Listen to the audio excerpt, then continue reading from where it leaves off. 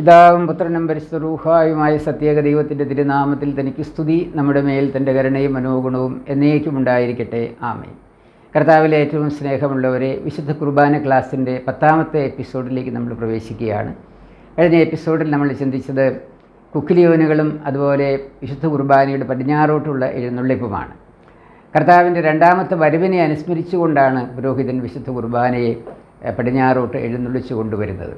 അപ്പോൾ ഇത് ഭാവി കാലത്ത് സംഭവിക്കാനിരിക്കുന്ന ഒരു കാര്യത്തെ കൂടെ വിശുദ്ധ കുർബാനയിൽ അനുസ്മരിക്കപ്പെടുകയാണ്. അപ്പോൾ ഇതോടുകൂടി കർത്താവിൻ്റെ രക്ഷാകരമായ പ്രവർത്തനങ്ങളെല്ലാം പൂർത്തിയാവുകയാണ്. അപ്പോൾ ഇനി നമ്മൾ പ്രവേശിക്കുന്നത് സമാപന ശുശ്രൂഷയിലേക്കാണ്. സമാപന ശുശ്രൂഷയുടെ ആദ്യത്തെ പടി എന്ന് പറയുന്നത് പുരോഹിതൻ പടിഞ്ഞാറോട്ട് എഴുന്നള്ളിച്ചു കൊണ്ടുവന്ന വിശുദ്ധ കുർബാന തിരികെ ത്രോണോസിൽ വെച്ച ശേഷം ഒരു കൃതജ്ഞതാ പ്രാർത്ഥന ചൊല്ലുന്നുണ്ട്. ഇവിടെ ഈ കൃതജ്ഞതാ പ്രാർത്ഥന നമുക്കൊന്ന് കേട്ടു നോക്കാം.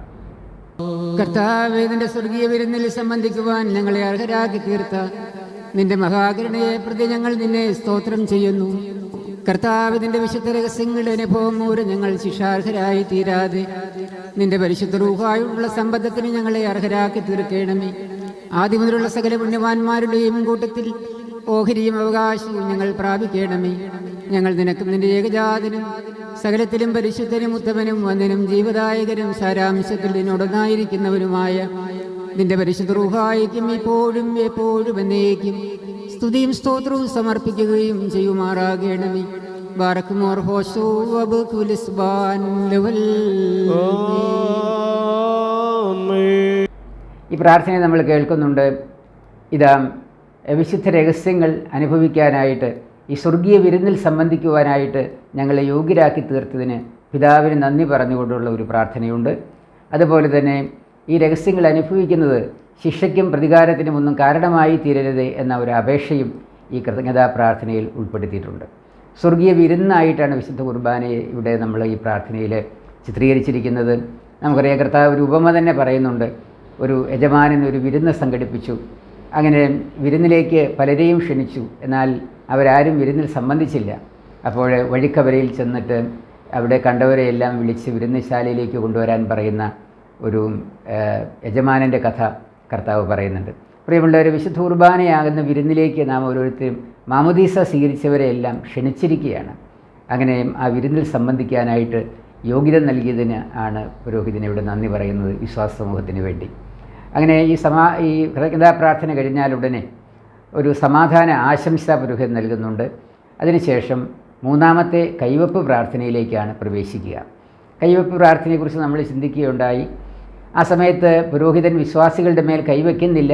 എന്നാൽ ശുശ്രൂഷക്കാരൻ തലകുനിച്ച് നിൽക്കാനായിട്ട് ആഹ്വാനം നൽകുന്ന സമയത്ത് വിശ്വാസികൾ തലകുനിച്ച് നിൽക്കുന്നു. ആ സമയത്ത് പുരോഹിതൻ ചൊല്ലുന്ന പ്രാർത്ഥനയെ കൈവപ്പ് പ്രാർത്ഥനയായിട്ടാണ് പിതാക്കന്മാർ ക്രമീകരിച്ചിരിക്കുന്നത്.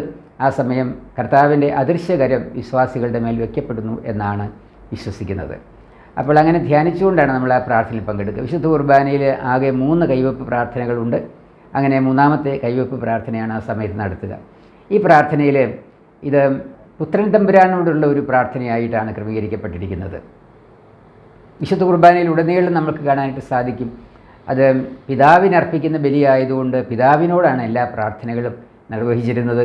എന്നാൽ ഈ മൂന്നാമത്തെ കൈവപ്പ് പ്രാർത്ഥനയിൽ പുത്രൻ തമ്പുരാനാണ് ആ പ്രാർത്ഥന ചൊല്ലുന്നത്. പുത്രൻ തമ്പുരാൻ്റെ കൃപയ്ക്കും കരുണയ്ക്കുമൊക്കെ പാത്രീഭൂതരായി തീരുവാൻ വേണ്ടി പുത്രനോട് ഉള്ള അപേക്ഷയായിട്ടാണ് ആ പ്രാർത്ഥന. പുത്രൻ്റെ അനുഗ്രഹത്തിന് വേണ്ടി, പുത്രൻ്റെ കൃപയ്ക്ക് വേണ്ടി യാചിച്ചുകൊണ്ടുള്ള യേശു ക്രിസ്തുവിനോടുള്ള ഒരു പ്രാർത്ഥനയായിട്ടാണ് ആ പ്രാർത്ഥനയെ ക്രമീകരിച്ചിരിക്കുന്നത്. ഈ കൈവപ്പ് പ്രാർത്ഥന കഴിഞ്ഞാലുടനെ ഹൂത്തോമോയിലേക്ക് പ്രവേശിക്കുകയാണ്. ഹൂത്തോമ എന്ന് പറയുന്നത് ഓരോ വിശുദ്ധ കുർബാനയിലും ഏതിനെ അടിസ്ഥാനമാക്കിയിട്ടാണോ ആ കുർബാന അർപ്പിച്ചിട്ടുള്ളത്, അത് ജന്മദിനത്തിൻ്റെ കുർബാനയാണോ, മരണത്തിൻ്റെ കുർബാനയാണോ, മരിച്ചവർക്ക് വേണ്ടിയുള്ള കുർബാനയാണോ, അല്ലെങ്കിൽ മറ്റേതെങ്കിലും ആവശ്യത്തെ പ്രതിയുള്ളതാണെങ്കിൽ, അതിൽ വിശുദ്ധന്മാരുടെ ഓർമ്മയ്ക്കുള്ള കുർബാനയാണെങ്കിൽ അതിനെല്ലാം പ്രത്യേകമായിട്ട് ഹൂത്തോമ ക്രമീകരിച്ചിട്ടുണ്ട്. പ്രത്യേക ഗാനങ്ങളുണ്ട്. അതുപോലെ എല്ലാ ഞായറാഴ്ചകളിലേക്കും മോറാനായി പെരുന്നാളുകളിലേക്കും ഹൂത്തോമോ ഗീതങ്ങൾ ക്രമീകരിച്ചിട്ടുണ്ട്. അപ്പോൾ ഓരോ വിശുദ്ധ കുർബാനയും വ്യത്യസ്തമാക്കി മാറ്റുന്നത് ഈ വ്യത്യസ്തമായ വിശുദ്ധ കുർബാനയാണ്, ഹൂത്തോമോയാണ്. അപ്പോൾ ഹൂത്തോമോ കേൾക്കുമ്പോൾ നമുക്ക് മനസ്സിലാക്കാൻ കഴിയും ഈ കുർബാന ഇന്ന് അർപ്പിച്ചിരിക്കുന്ന ആ വിഷയത്തിൻ്റെ ഒരു ആസ്പദമാക്കിയുള്ള അപേക്ഷകളും പ്രാർത്ഥനകളുമൊക്കെ ഉൾക്കൊള്ളുന്ന ഗീതങ്ങളാണ് അവിടെ ആലപിക്കുന്നത്. ഹുത്തുമ കഴിഞ്ഞാൽ ഇതാ വിശുദ്ധ കുർബാനയുടെ സമാപന ആശീർവാദത്തിലേക്കാണ് പുരോഹിതൻ പ്രവേശിക്കുക.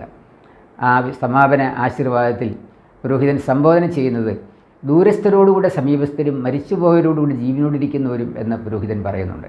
പ്രിയമുള്ളവരെയും ഇതാ വിശ്വാസസമൂഹം വിശുദ്ധ കുർബാനയെ സംബന്ധിക്കുമ്പോൾ അവരെ മാത്രമല്ല, അവരെ പ്രോക്സിയായിട്ട് ദൂരെ ആയിരിക്കുന്നവരെ കൂടെ തീർച്ചയായിട്ടും ഓർക്കുന്നുണ്ട്, അവർക്ക് വേണ്ടി കുർബാന അർപ്പിക്കുന്നുണ്ട്.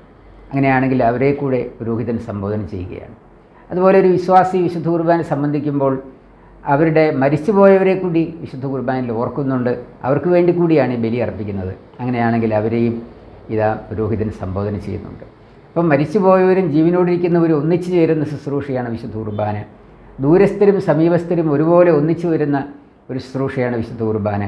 ഇത് വിശുദ്ധ കുർബാനയുടെ മിസ്റ്റിക് സ്വഭാവത്തെയും അതുപോലെ ട്രാൻസെൻഡൻ്റൽ നേച്ചറിനെയും ഒക്കെയാണ് അത് സൂചിപ്പിക്കുക.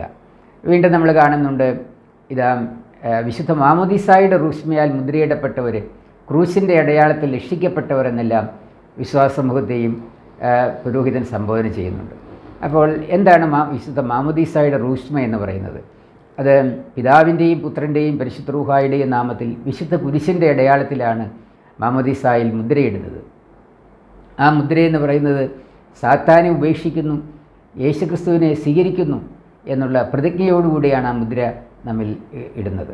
അങ്ങനെയാണെങ്കിൽ ഈ മുദ്രയുടെ ഈ മാമോദീസായുടെ മക്കളായിട്ട് നമ്മൾ തീർന്നിട്ടുണ്ട്. മാമോദീസായ്ക്ക് ശേഷം ഇതാ തെറ്റുകൾ വന്നു പോകുക സ്വാഭാവികമാണ്. അപ്പോഴാ മുദ്ര നഷ്ടപ്പെട്ടു പോകുന്നുണ്ട്. അങ്ങനെയാണെങ്കിൽ അതിനെ പുതുക്കാനായിട്ട് ഓരോ വിശുദ്ധ കുർബാനയും ഉപകരിക്കുന്നു എന്നാണ് ഇവിടെ സൂചിപ്പിക്കുക. ആ മുദ്രയെ നമ്മളെ ഓർമ്മിപ്പിക്കുന്നുണ്ട് ഓരോ വിശുദ്ധ കുർബാനയുടെയും സമാപന ആശീർവാദത്തിൽ. അപ്പോൾ നമുക്ക് കാണാനായിട്ട് സാധിക്കും ഇതാ മാമോദീസായുടെ റൂഷ്മേൽ മുദ്രയിടപ്പെട്ടവർ, യേശുക്രിസ്തുവിൻ്റെ ക്രൂശിനാൽ രക്ഷിക്കപ്പെട്ടവർ, അങ്ങനെയുള്ള ഒരു വിശ്വാസ സമൂഹത്തെയാണ് പുരോഹിതൻ സംബോധന ചെയ്യുന്നത്. ഈ തൃത്വം നിങ്ങളുടെ കടങ്ങളെ പരിഹരിക്കും, തെറ്റുകൾ ക്ഷമിക്കും, നിങ്ങളുടെ മരിച്ചവരുടെ ആത്മാക്കളെ ആശ്വസിപ്പിക്കും എന്നും പുരോഹിതൻ പറയുന്നുണ്ട്.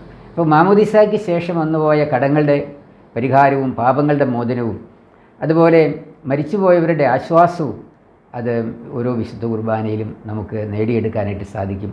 ഒരുക്കത്തോടുകൂടി കുമ്പസാരിച്ചൊരുങ്ങി പ്രാർത്ഥനയോടുകൂടി വിശുദ്ധ കുർബാനയിൽ സംബന്ധിക്കുകയാണെങ്കിൽ തീർച്ചയായിട്ടും ഈ സമാപന ആശീർവാദത്തിൽ തരുന്ന ഈ ആശീർവാദങ്ങളെല്ലാം നമുക്ക് സ്വീകരിക്കാനായിട്ട് സാധിക്കും. അതിന് ആ സമാപന ആശീർവാദം കഴിയുന്നതോടുകൂടി ഇതാ തിരശ്ശീലയിടുന്നു. പുരോഹിതൻ മുട്ടുകുത്തി ദർഗായിൽ നിന്നുകൊണ്ട് ഒരു പ്രാർത്ഥന ചൊല്ലുന്നുണ്ട്. ആ പ്രാർത്ഥനയിൽ പിതാവായ ദൈവവും അതുപോലെ തിരഞ്ഞെടുക്കപ്പെട്ട മാലാഖമാരും ഈ വിശുദ്ധ കുർബാന വഴിയായിട്ട് പ്രീതിപ്പെടണം എന്നാണ് ഒന്നാമത് പ്രാർത്ഥിക്കുക. പിന്നീട് പ്രാർത്ഥിക്കുന്നത് വിശുദ്ധ കന്യകാമറിയം അമ്മയുടെയും അതുപോലെ സകല വിശുദ്ധരുടെയും മരിച്ചുപോയവരുടെയും ആത്മാക്കൾ ആശ്വാസം കണ്ടെത്തണം, അവർക്ക് സമാധാനം ഉണ്ടാകണം എന്ന് പുരോഹിതൻ പ്രാർത്ഥിക്കുന്നുണ്ട്. വീണ്ടും ഈ വിശുദ്ധ കുർബാനയിൽ സംബന്ധിച്ചവരും അവരാർക്കെല്ലാം വേണ്ടി ഈ ബലിയർപ്പിച്ചോ അവരെയും അനുഗ്രഹിക്കണം, അവർക്ക് ആശ്വാസം ഉണ്ടാകണം എന്നുകൂടി പുരോഹിതൻ പ്രാർത്ഥിച്ചുകൊണ്ട് വിശുദ്ധ കുർബാന അവസാനിപ്പിക്കുകയാണ് ചെയ്യുക. പ്രിയമുള്ളവരെയും വിശുദ്ധ കുർബാനയെക്കുറിച്ചുള്ള ഈ 10 എപ്പിസോഡുകൾ ഇതിനകം നമ്മൾ പൂർത്തിയാക്കി കഴിഞ്ഞു. വിശുദ്ധ കുർബാനയെക്കുറിച്ചുള്ള സമഗ്രമായൊരു പഠനമല്ല ഇതിലൂടെ നമ്മൾ ഉദ്ദേശിച്ചത്, അങ്ങനെ ചെയ്തിട്ടില്ല. എന്നാൽ വിശുദ്ധ കുർബാനയെക്കുറിച്ച് കൂടുതൽ പഠിക്കാനും കൂടുതൽ ധ്യാനിക്കുവാനും വിശുദ്ധ കുർബാന ഒരു അനുഭവമാക്കാനും ആഗ്രഹിക്കുന്ന ഒരു വ്യക്തിക്ക് തീർച്ചയായിട്ടും അതിലേക്കുള്ളൊരു കവാടം തുറന്നു കൊടുക്കുക, ഒരു പ്രചോദനം നൽകുക, അതുമാത്രമേ ഈ പരിശ്രമത്തിലൂടെ ഉദ്ദേശിച്ചിട്ടുള്ളൂ. അങ്ങനെ വിശുദ്ധ കുർബാനയെക്കുറിച്ച് കൂടുതൽ താല്പര്യവും സ്നേഹവും അറിവും അതുപോലെ കൂടുതൽ പഠിക്കാനുള്ള ഒരു ആഗ്രഹവും ഈ കേൾവിക്കാർക്ക് പ്രേക്ഷകർക്ക് ഉണ്ടായിട്ടുണ്ടെങ്കിൽ ഞാൻ കൃതാർത്ഥനാണ്. നമുക്ക് ഒരുമിച്ച് പ്രാർത്ഥനയിലായിരിക്കാം. വിശുദ്ധ കുർബാനയെക്കുറിച്ചുള്ള കൂടുതൽ പഠനങ്ങളും ധ്യാനങ്ങളും ഇനി കുറച്ച് കഴിഞ്ഞതിന് ശേഷം ഒരുക്കത്തോടുകൂടി അത് ഒരു വീഡിയോ പരമ്പരയായിട്ട് ചെയ്യാനായിട്ട് ആഗ്രഹിക്കുന്നുണ്ട്. അതിനെല്ലാം വേണ്ടി നിങ്ങളുടെ പ്രാർത്ഥനാ സഹായം ചോദിക്കുകയാണ്. അതുവരേക്കും നമ്മളെ ഓരോരുത്തരെയും ദൈവത്തിൻ്റെ പരിശുദ്ധാത്മാവ് വിശുദ്ധിയിൽ കാത്ത് പരിപാലിക്കട്ടെ എന്ന് പ്രാർത്ഥിക്കുന്നു. പിതാവിൻ്റെയും പുത്രൻ്റെയും പരിശുദ്ധ റൂഹായുടെയും നാമത്തിൽ തന്നെ ആമേൻ.